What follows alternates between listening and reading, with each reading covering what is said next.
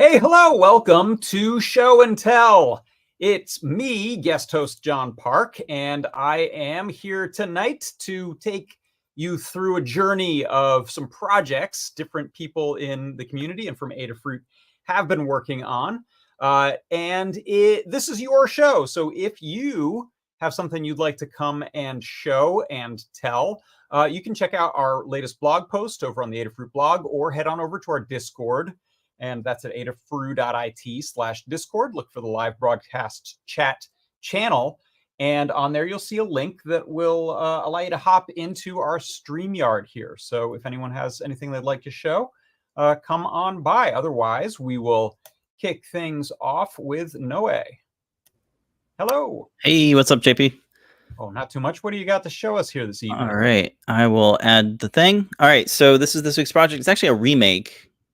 Oh no, did my camera? Yes, it did. Give me a sec here. Your camera wanted that angle highlighted. There it is. Okay. I'm using one of those magnetic connectors, so I just tapped it and it like came off. Anyhoodle, so back in 2018, which apparently was 6 years ago, we did something similar with this, but we wanted to upgrade it because it's kind of dated. It was back in the days when we had to like use main.py instead of code. Wow, yeah, that's so kind of old, right? The age of a project. Exactly. Yeah, you can. Yeah. So this uses a QtPy RP2040 and the STEM QT rotary encoder, so you can just plug and play with rotary encoders. So we wanted to redo that media dial project. Nice. So I redesigned the case to fit the QtPy and the rotary encoder. And I wanted a cool way to kind of demo this, because normally it's like, okay, you can do media controls, so volume, brightness of your screen, play, pause, music and stuff. So what I got set up is I set it up for some key commands for editing video in QuickTime, which is a nice piece of software for just editing video. So I have here is a little video clip of Epcot Spaceship Earth. So I can click to play. So there it is playing. And then I can click again to pause. And then if I wanted to do like a jog wheel, kind of frame by frame editing, I can skip through the frames. And then what's cool with the debounce library, you can do double clicks, triple clicks, and long clicks. So if I do a double click, it does a little cut there. So if I want to like kind of trim this video, I can scroll again to like find another point, do another cut. And then if I did a mistake, I could do the long press. And then that'll do like a Control Z kind of thing. Oh, good. Yeah, so that's basically what I got it set up to do. Pedro adjusted his key commands to work on his iOS device because he likes using LumaFusion for editing. And that's a nice piece of software because it has a lot of different key commands you can set up. But I just wanted to share like kind of a visual way of like, instead of just saying that it does volume and brightness, because you can't really see that through here. That'd be cool to kind of show that off. Yeah, that's a really good way to demo that, and actually really useful, like frame accurate jog wheel editing, especially when it's cutting down stuff that has dialogue in it and you really just need to get to that point right before you say and then cut it. Exactly. Yeah, it's a really nice tool for that. Another cool thing is using the filament swap technique on the knob. So you just kind of print the first couple layers in this black filament, you switch it out for the white filament, and then switch it back to black filament. That way you can get like a multi-material part without having to have a multi-material extruder. So that's kind of neat. And I'm using the side lit NeoPixels, which works really good in this project because they just point up, and instead of using a NeoPixel ring, you got, you can do a bigger radius. You kind of make your custom NeoPixel ring that way. I thought that was kind of nice. So it's just those 3 wire connections for the NeoPixel strip. And then you just plug in the STEM QT rotary encoder. So yeah, it looks really good. I love the design of your little light sections there. It's got a very Tron look when it gets to that sort of cyan-y blue. Yeah, it's kind of cool. That's pretty much it, though. We got a guide, so folks can check it out. And CAD files are up there as well. Code's on GitHub, so folks can get that and check it out. Yeah, that's pretty much it. And since this is a USB HID project, people can go in and change out whatever key commands they want for whatever it is they're driving. So, for example, it might just be the right arrow key is what it's incrementing, or the period key is what it's incrementing for like YouTube scrubbing, that kind of thing, right? Yeah, totally. Yep. And you can combine different things. So if you want to do like a shift or a left control or an option key. I think we have support for those special key characters modifiers. Right. Yeah. So you can use anything on your real keyboard as a modifier on top of what the wheel's doing, which gives you 101 combinations or whatever you need to. Yeah. Totally. Very nice. Yeah. Cool. And that's just my fun Epcot video. Yeah, that's fun. That's a Yeah, fun. I think this was like last or 2 years ago when they just started adding LEDs to the ball. Oh, that looks So this so is good. kind of like it was during the holidays, so it's like kind of Christmassy, festive kind of animations, which is kind of neat. Oh, that's beautiful. Cool. Thanks so much. And yeah, so people can go check out that project on the Learn system that's out now. Yeah. Yep. Totally. It's published. Very good. Go make All it. right. Take care.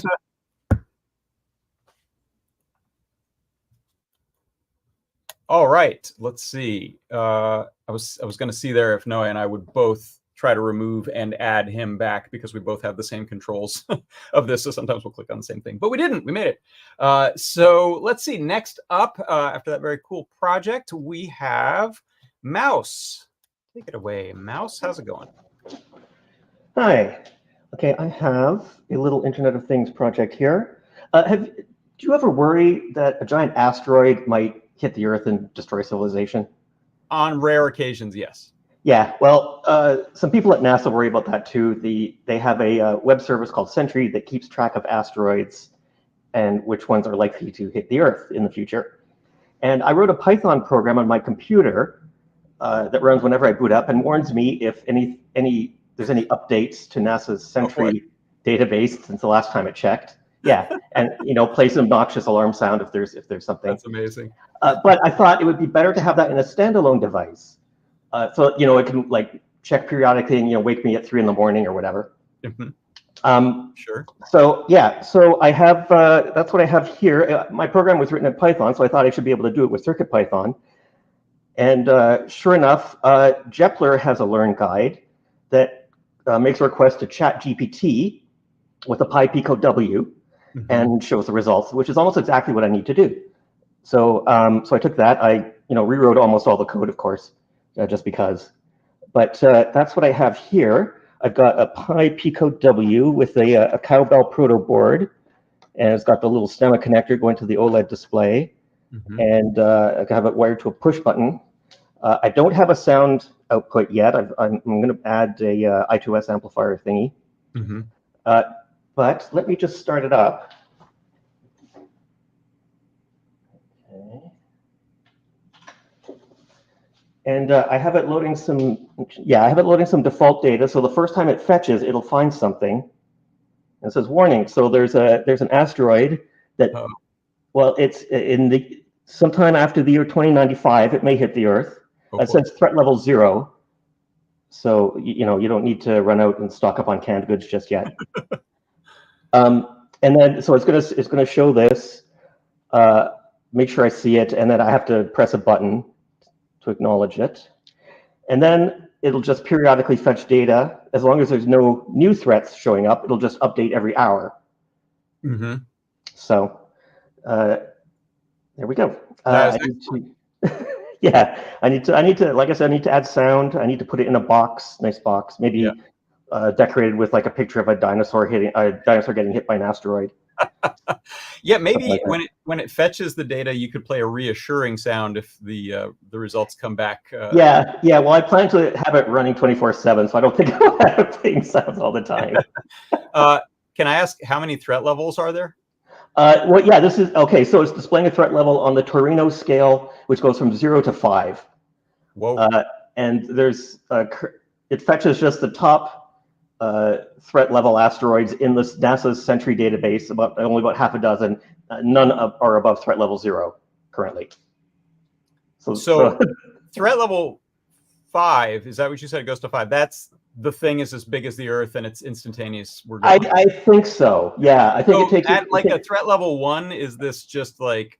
Ow. I'm not sure. Yeah, I'm not sure. You could listen. I'll post link to the Sentry database in find out all that stuff, and I'll post some other links in the chat. Thank you so much. I'm so glad you brought this to our attention. That's fascinating, and I love your implementation of this, reducing it from the computer program all the way down to a what's that, an $8 PicoW or something like that. Yeah. Excellent. Okay, Nice. thank you very much. Thank you. Bye-bye. Yeah, and before I bring on Mark, over in the chat, Mark said, I didn't worry about it before, but now I do, which I thought was the perfect reaction.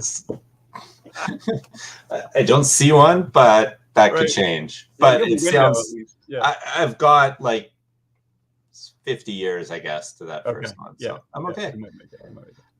So I just started working on redoing a project that I did a couple years ago that I actually got published at one point. I built a weather station in my backyard, and it worked really good up until the weather got the better of it and literally blew it down. And ironically, in that, the one part it broke the worst was that, I'm going to say this wrong, the anemometer that measures the wind speed. There is now pieces of it laying around my house. Oh, wow. It was no longer very good. So I could buy another one, but I was really interested in how these things actually work. The first time I was just learning, so I just purchased a wind vane and the anemometer. So sometime in Fusion 360, and I've now actually got one that you can 3D print at home and work. Right now, there is nothing inside it. A lot of these apparently work by having a reed switch, and I actually pulled it out of the other one, that every time it spins, the magnet goes past the reed switch, generates a tick that you can measure from your microcontroller. You can then, there's a bunch of math to take the radius from the center to the cups and figure out the wind speed. The other thing, someone embarrassingly this let me learn, is I'd always heard about ball bearings and making things spin better. I've never understood how they worked, why you'd want them. So this gave me a chance to buy a bunch of ball bearings and actually figure out how they work. I'm going to quickly share my screen. Maybe. Yes. Okay. Hopefully that came up. There we are. Fusion. Sorry, the controls to play the animation were actually covered by the screen sharing. So yeah, this is the device as it is today. For anyone who, like me, didn't know how ball bearings work, it's basically just two circles that can rotate independently. So it's anchored to the base, which will eventually be mounted on a pole, allowing the top to spin freely with low friction. And yeah, that's really all there is to it. Yeah. But again, this gave me a perfect chance to look into something I hadn't before. Yeah. And yeah. see how it works. You've unlocked a critical skill for certain types of mechanism building, because friction will kind of ruin your day otherwise. Yeah. So I plan to continue working on this. I also want to build my own weather vane to measure the direction. A lot of them are also based on reed switches and different resistance levels that then you can use a resistor divider to measure to find out the direction. But just today, I actually found out there's some small ICs that can measure the angle of a magnet against them. Oh, yeah. Which then you get a much more granular and less parts. So now I don't need 8 reed switches that I'm hooking up and trying to balance a magnet between. Yeah, if you look at, I think, I can't remember the name of it now, but we have a STEMMA QT breakout magnetometer that does measure the angle of the Okay, I'm going to have to look for that. I didn't notice that. Basically use that as like a rotation sensor, and some people use them for things like potentiometer, like knob kind of stuff, where they don't, for whatever reason, if their design want a mechanism, if it's going to be like really, really high use and they don't want something wearing out, I think you can decouple the knob from everything else by using a magnet on the shaft and the little sensor there. So yeah, if anyone's in the chat, and if I find it, I'll put that over in the Discord chat. That's great. I'll definitely look. I already had DigiKey up, so now I'll bring up Adafruit's site and start shopping. Yeah, well, that's great progress on rebuilding the weather station. Yeah. and I'm hoping you'll get that done in time for the asteroid. Yeah, 50 years, hopefully. You have time. Thanks a lot. Thanks so much, Mark. All right. I think that is going to do it for our show and tell this evening. So we get a little bit of time back to sit back and relax before Ask an Engineer, which is coming up at 5 o'clock Pacific, 8 o'clock Eastern time. So stick around or go get a snack. And just an update, Tyeth put in our chat, the LIS2MDL, which is product 4488, is the magnetometer that will do direction sensing like we were talking about. All right. Thanks, everyone, for coming to Show and Tell, and I'll see you next time. Bye-bye.